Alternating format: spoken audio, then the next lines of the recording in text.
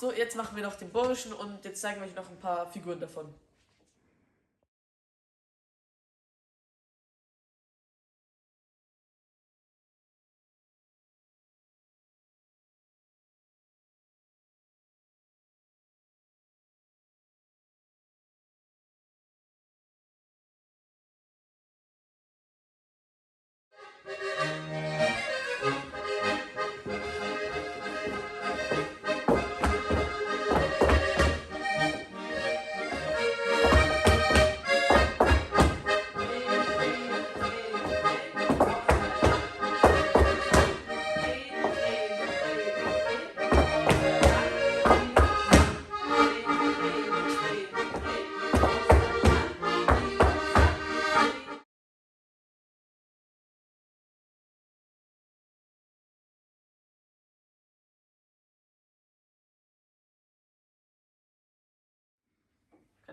Und dann statt dem Auseinandergehen zeige ich jetzt die erste Figur, die kann man auch machen. Man geht einen Schritt weg und macht das Bein hoch und klatscht.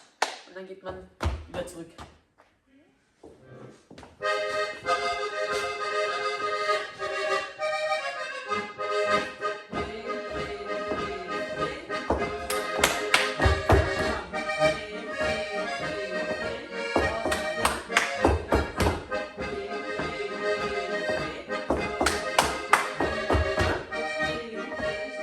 Auseinandergehen kann man auch einfach mit 6 kleinen Schritten einen Kreis gehen.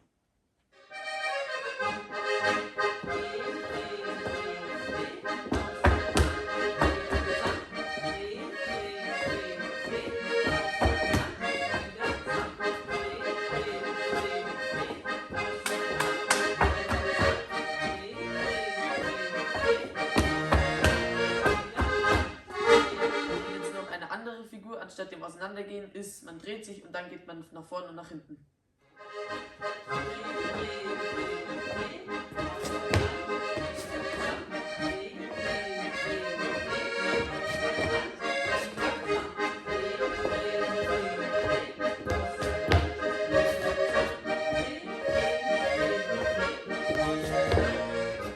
So, und jetzt haben wir noch eine Zugabe, eine letzte Figur, das ist einfach rausspringen und dann wieder reingehen.